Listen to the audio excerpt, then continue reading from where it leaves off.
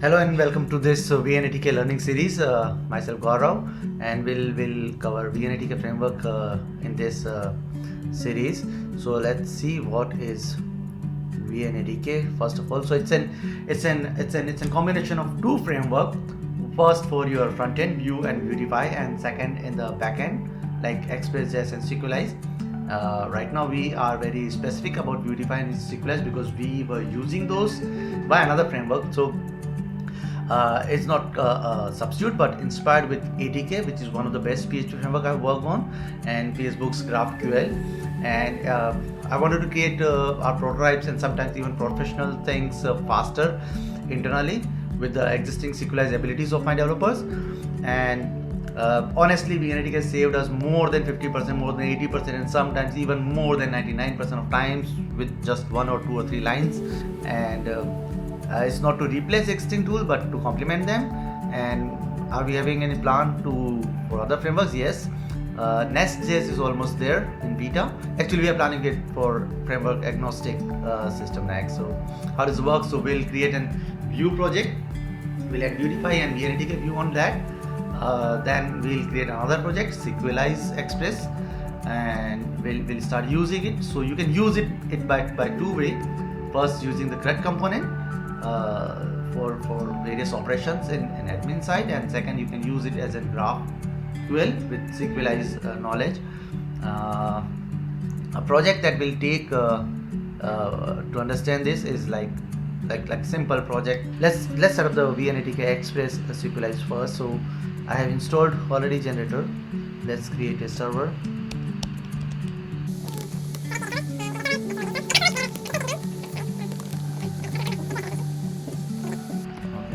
Install things here. So VNATK Express we required. Sequelize MySQL2 is but obvious dependency. Then obviously body parser is one of the dependency. Post unit Lodash is again a dependency. Okay, so this is done. Let's install Sequelize CLI, and then let's init this thing. So if you are having Sequelize CLI 5.0, and if you do init, since this will install 6.0 Sequelize, you will need a line change in your index.js file. Will say it. That's init. So it will create a bunch of folders there, and then we'll need to change this line. I am already having Sequelize CLI as 5.0. So this thing will be needed to change. Pretty much that's it. Now let's set up Sequelize VNATK. Okay, you will be needing body parser as VNATK's thing, and course will be needing our localhost. So use these things. Use whatever. Then we'll be having a VNATK that create, and we'll use it on /VNATK. So this is our VNATK base path for this VNATK. We'll be needing. So I haven't used this because I'm not using VNATK here. Let's create router VNATK.js file.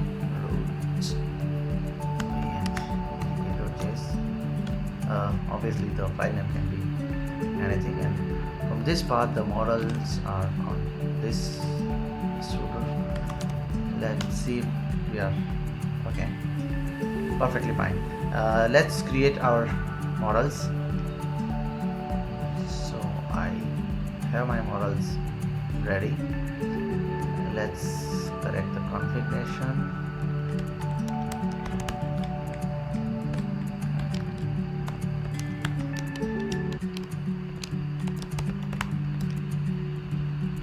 Let's run the same. Okay, and then let's add a line here so that next time I run this thing, all the structure is created. Let's comment it out so that it doesn't drop next time. Pretty much that is it. This is the models, the structure that we talked about. So this is pretty much it from the server side. Let's create an client now. Let's stop it. And client will go here. VNATK Vue. It helps you setting up Sequelize, VNATK Sequelize first. Skip this part. I have already installed CLI. Let's create the client folder. Okay. Let Vuetify and router and install these guys there. That's it. Make sure which version of Vue CLI you are using.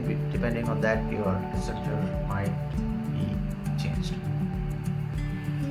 Let's add Vuetify and then add router.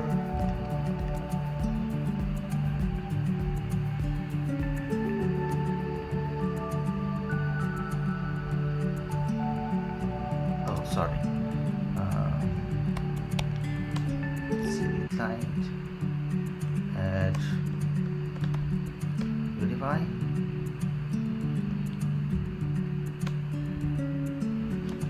Let's add router. Let's install these guys there.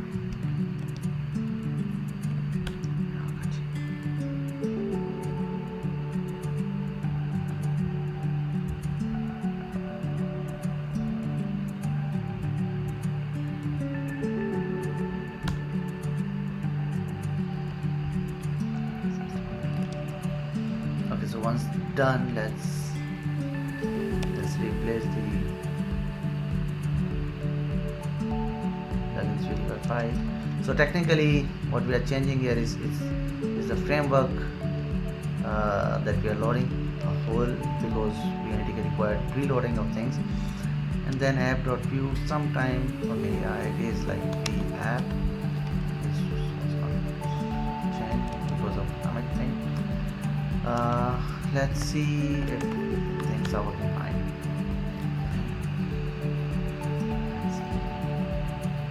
Okay, beautiful. Let's remove everything from the home view, because that's what we'll be using. Okay, not importing anything.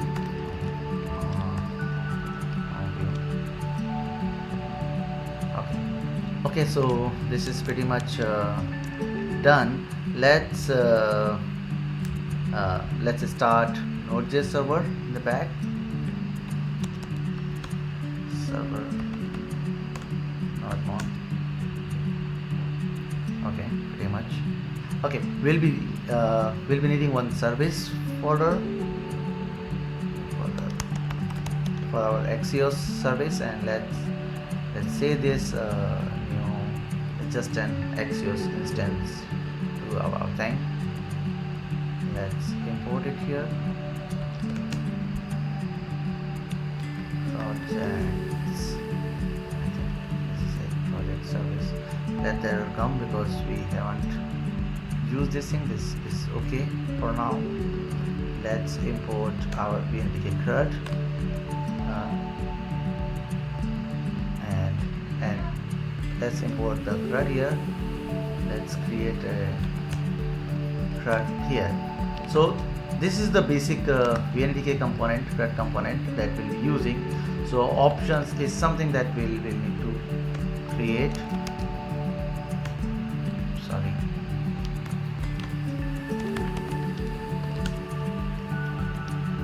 So I'm using project service. This is just the Axios thing, and which model I want to see. So if I go there, you see that the project CRUD is there, and it's not just that. There are a lot more coming soon. So let's say create the group first, because we need to create group first. Okay, group. When you add, let's say one created at it should be state Okay, I know this shouldn't be there, so it's there. So it not only create add, but it does the edit and delete as well. Let's delete this thing. Let's create again group 1, and I know this created at, and this should be system fields, must not be there, and we'll sort this everything out pretty soon. So here we go, and now what let's work on these options here. So basically, create is a true, false, or a JSON object that will be soon, that allows you that whether you want this create button there or not. So if I don't want add button, it's gone there. And then read, which is mandatory, we'll come to it more with various options. And then it's a update, it's a boolean, whether we want that edit button or not. It can be a boolean or a JSON object, we'll see it shortly. So the edit button is gone, and delete false, so if I want the delete button on. So let's put everything back to true,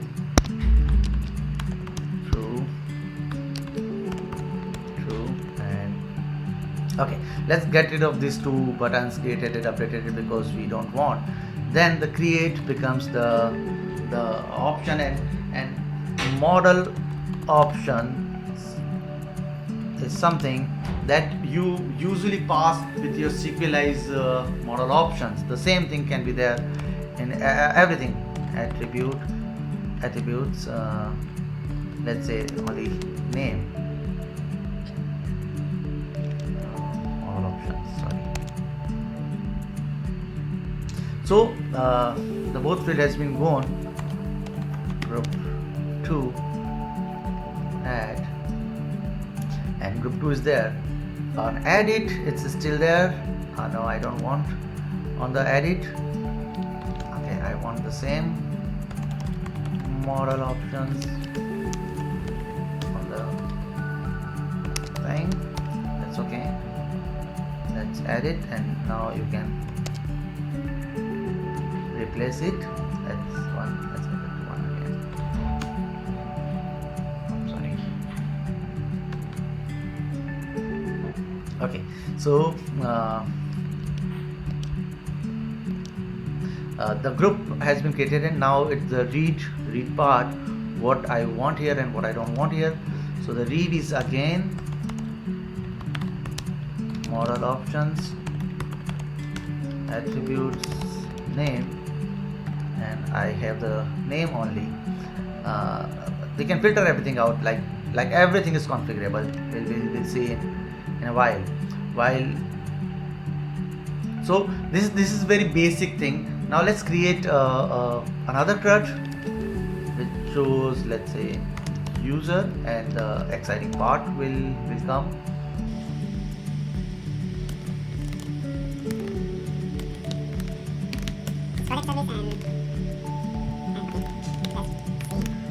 User model here. So we have user model CRUD ready. The interesting parts get started here. We know that user belongs to one group. That means user must have one group ID in it, and when the VNATK creates the CRUD, it knows that there is a relation between the group ID and user, and when you start typing it, it creates itself an autocomplete, and when you type, it queries which field. By default is name. Pretty much everything is configurable, so I say it belongs to group 1, and let's say it's user 1 @email.com, password 12345 everything is configurable, as I said. Don't worry about. And I save. Then what happens, it shows me the data here. And the second interesting thing, because the system knows there is a relation between group ID and group, so it hides the group ID and takes the name. It's called as title field from the next model, and that's pretty fascinating. Even if I add it, I can have it changed and everything is there. It's really amazing that how fast. Imagine you will be creating APIs for every drop down and feels like it, and having managing the pagination server side. Okay, again, since the by default it takes all the data from the server side and do all the things locally, let's change it to server side options.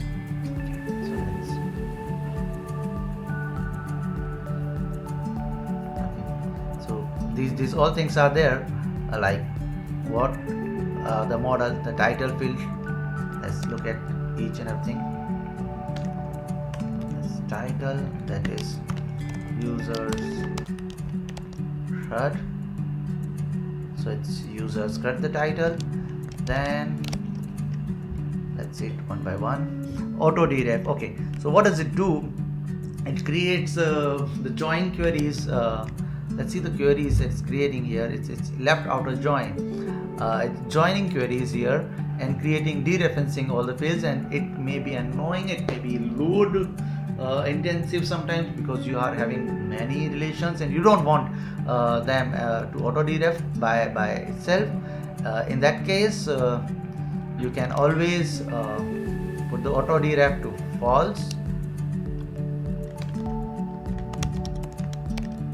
and once it's there, it's simple. Read the field, it's not trying to dereference everything, and you can still do things by the include way of your own way. And you can always override these columns there between these, and we'll see this in a second. Let's see what else is important. Okay, server side pagination, it's important for the first video. We'll deep dive later on. It's read dot option, so it's read dot option. So by default it's false. So whenever you ask anything, the whole data comes from server and does on the server side, on the client side. But let's say if I say server side pagination to true, what does it do? It's still same, but the queries are changed for limit, and the pagination and everything is taken care of itself with the server side pagination. So it's server side pagination. It start doing things, and let's remove this auto data for now so that I can have the names there. Then what's important right now is, like for the first video, okay, data table options. This is again like what sort of page numbers and sort things you need. The update field, delete, actions, it's again a different thing. So right now our field, okay, so let's have an action which changes default password to maybe CD.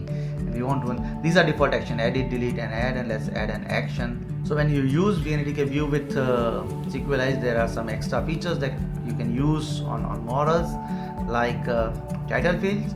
That defines, by default it looks for name field. Like when we type group's name, it was looking for the name field in the group table, but you can change what is the title field of this particular model. Then get actions. Okay, this is again a beautiful thing on the server side. Model, users, and here let's say user.envk get functions. It's something, let's say name is change password. You can put condition. It's type single, that means this action will run on the row. No records goes on the top menu bar. Multi records give you checkboxes, and it executes change password function, models instance function. Let's remove everything else there. So if I create functions, actions that define the name, what type of function it is, like, and condition on which it should apply, and what function to execute. We haven't this function yet, but we'll create, because it's instance model, it has to be on prototype. We'll come to it later. So let's create user.prototype.change password. with where I this dot password is equal to abcd, and then I say this dot save, then cell and return cell. That is not getting that. Do I need a sync? No, I'm not using a wait here too. And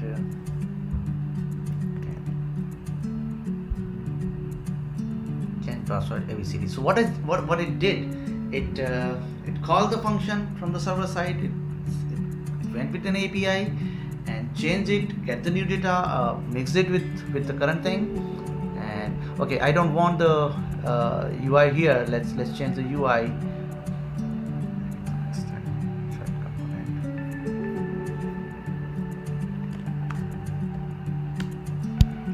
Okay, so it's UI.default action placement, where I want its default is drop down, and I wanted button group. So on the home view, this is on the UI. This one. Default placement is button group, and it's okay, the button group is there. So it's the change password. Okay, to understand better, let's change this model to anything random.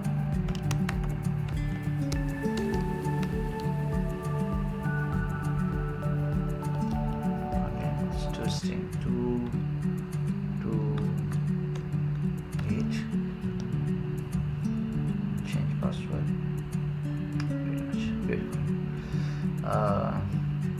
Well, I think it would be a long video, but I think you got an idea that what it can do. You can have you can click on the roof, open it, and I think we should do one more thing about changing of the UI of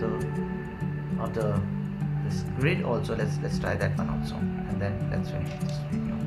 Okay, so I think we should look at the override also. It's important to understand in the first video.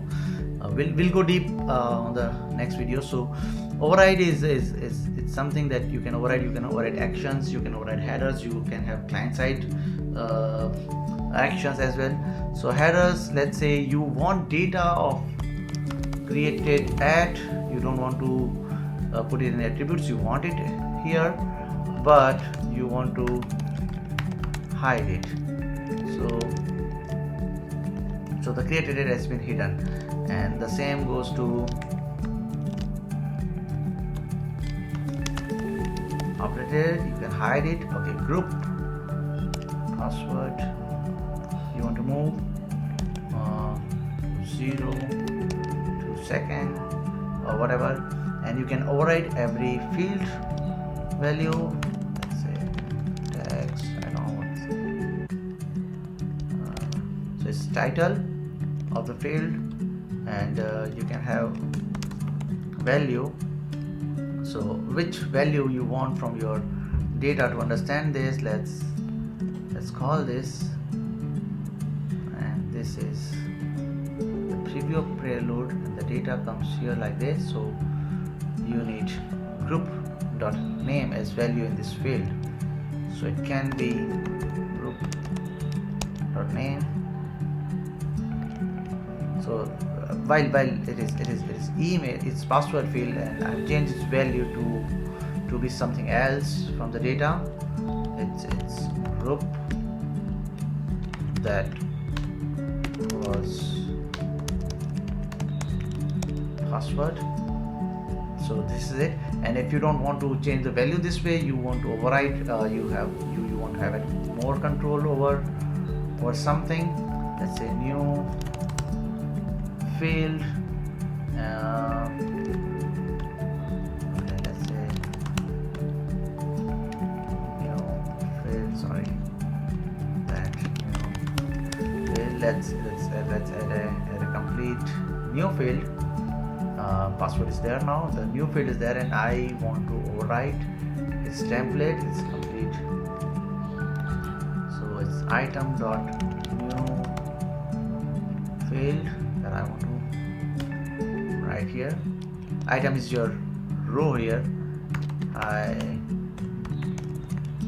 So you got okay, I used, let's say, item dot first name. So the new field is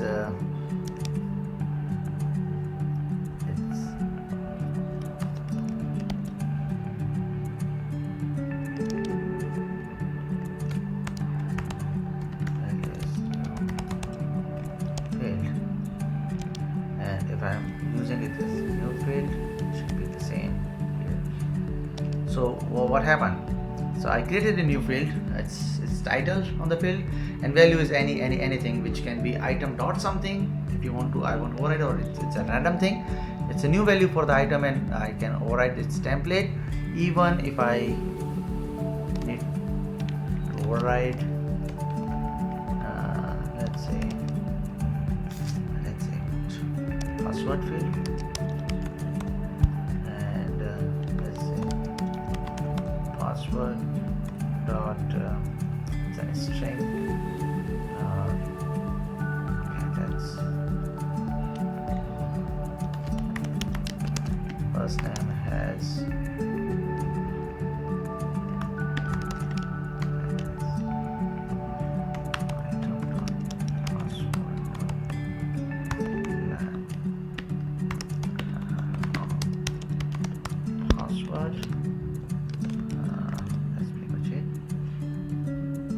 so I changed.